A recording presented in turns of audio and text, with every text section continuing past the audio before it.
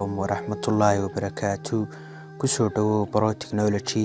magacaygu waa Maxamed Axmed waxaan ay soo saaraha muuqaalka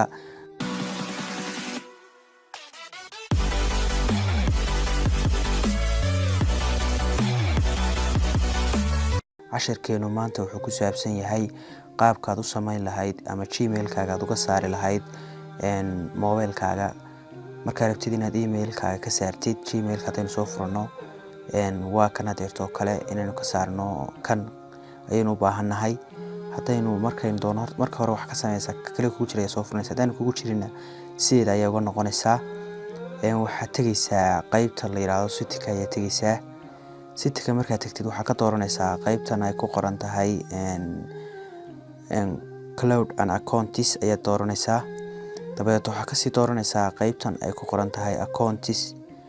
dabeeto wuxuu ku saarayaa all waxa ku jira accountiyada ku jira WhatsApp baa ku jira Messenger baa ku jira Facebook baa ku jira Google account baa ku jira dabeeto qaybtan Google account ayaa dooranaysaa marka hore intaanan dooran waxaan rabaa inaan ka faa'iideeyo wax yar oo muhiim ah Google account-gan markaad mobilkaaga adeerto kale restore garanaysid waa muhiim inaad ka sii saaratid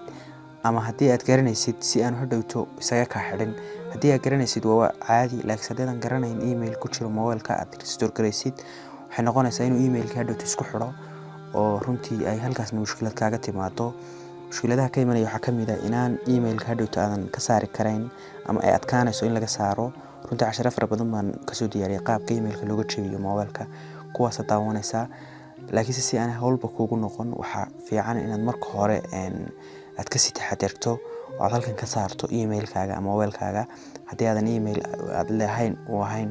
haddii emailka aad garanaysid passwordkiisa waa caadi runtii wax laga boqon ma jirto laakiin haddaad emailka lahayn aad restore garaysid cilada ku imanaysa waa ciladaas inuu hadhowto isaga ka xiro emailkii marka haddaadan emailka aadan lahayn waxaad ka saaraysaa qaybtan account-ka ayaa imanaysaa dabeeto qaybta gmail-ka ayaa dooranaysaa dabeeto waxaad leedahay remove account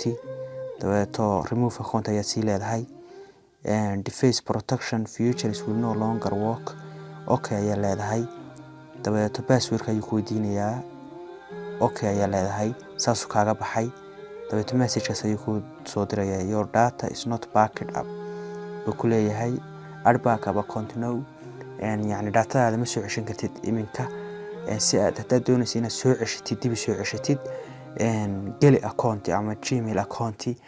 kaasoo kuu sahlay in data dib lagu soo celiyo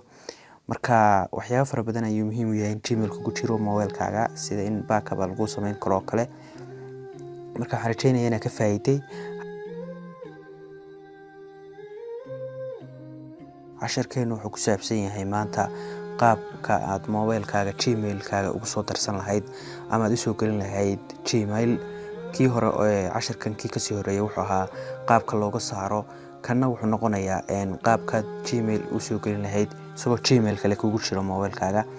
hadaynu ku nimaano gmail-ka wada aragtaan mid baa ku jira kanima shaqeynayo runtii anaa ugu talagalay waxaan rabnaa inaan mid kale ku soo darsano qaybta falaadha hoose ayaa dooranaysaa waxaad leedahay qaybtan kale ee add account ayaa dooranaysaa waxaad ka sii dooranaysaa gmail ama email-ka aad rabtid inaad kusoo dirtid ma outlook hotline on live waxaas aan live miya ma yahoo ba ma other office 360 others waxyaabo fara badan laakiin inagu gmail ayaan dooranaa ama google gmail ka google ayaan dooranayna checking information wax la yiraahdo ayuu wadaa waynu sugaynaa marka dabeeto wuxuu noo saarayaa email or phone hadba saad kii kugu jiray halkan waxaad gashanaysaa dabeeto email-kaaga ayaa gashanaysaa email-kaaga marka halka gashateed sugaan email-ka ayaan gelinaynaa dabeeto waxaad dooranaysaa qaybta next ayaa leedahay halkan waxaad gashanaysaa sorry password-kaaga ayaa gashanaysaa password qaybta waxaan rabaa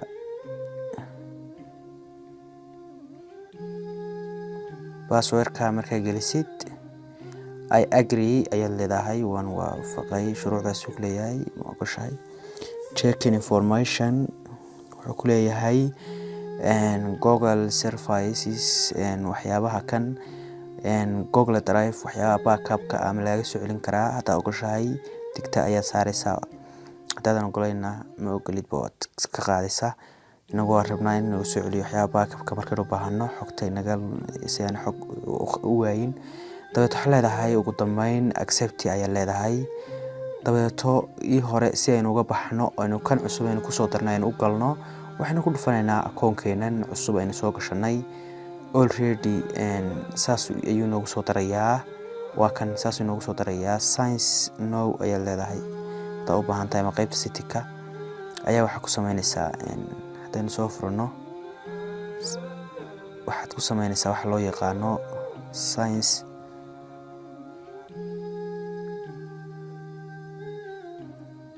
hadaynu ka soo noqono aynu ugu dambeyn ku soo noqono Gmail account-keeni